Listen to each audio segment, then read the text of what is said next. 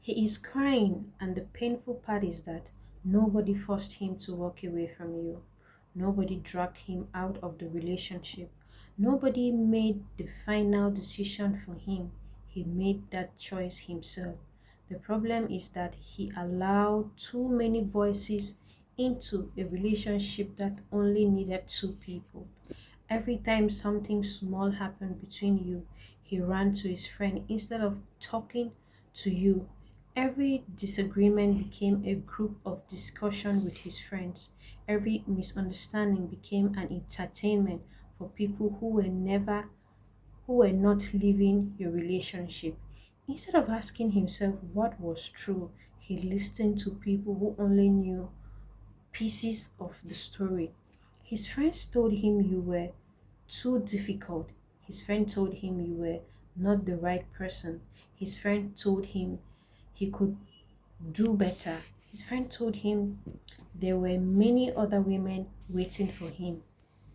There were many other women available for him to do anything to be with him. There are a lot of women outside, but he failed to understand that a woman who stays at home is different from the one you meet at randomly, maybe at the bar, maybe at the gym. A woman who builds a home is different. And little by little, he started believing them.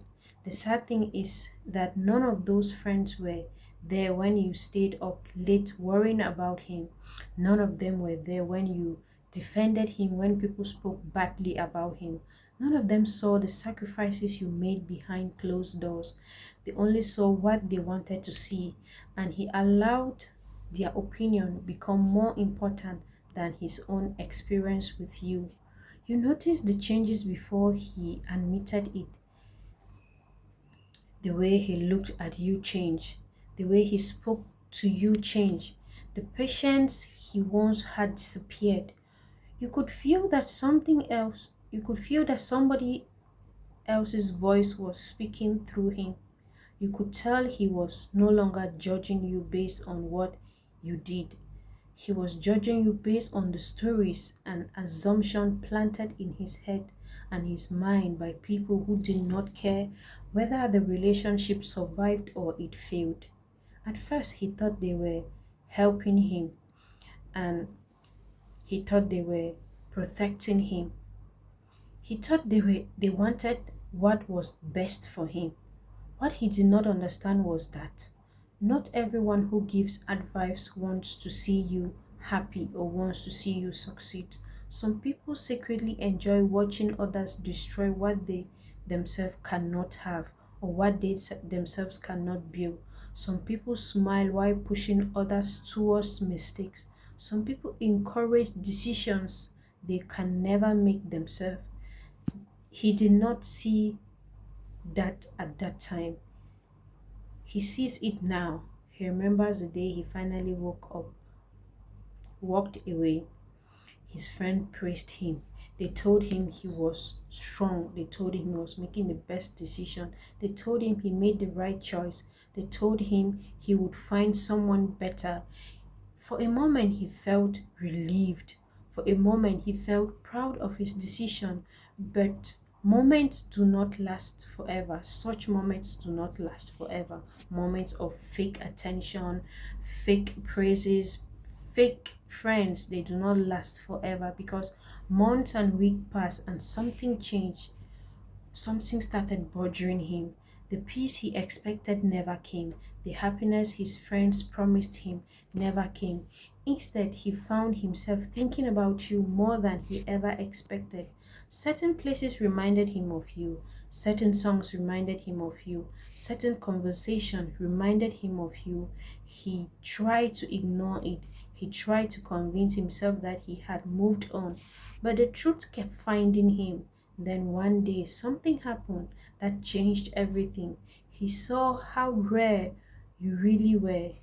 Maybe he met people who only wanted what they could get from him.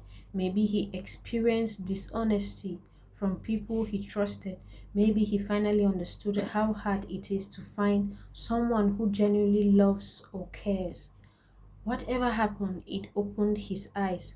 Suddenly, he started comparing, not because he wanted to, because he could not help it.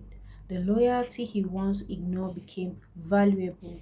The kindness he once took for granted became unforgettable. The effort he once complained about became something he desperately missed. That is when the regret began. Not the kind of regret that disappears after a few days, the kind that follows a person everywhere, the kind that keeps someone awake at night, the kind that makes a person replace old conversation and old moments over and over again. Now he looked at the same friends who advised him, and something hurts him inside. But the pain he can only bear alone. His friends cannot help him bear the pain because they had moved on with their life. They were not carrying the pain, they were not carrying the loneliness. He was lonely, alone. They were not carrying the regret. He was. The people who convinced him to leave are not suffering the consequences. He is the only one living with the consequences every day.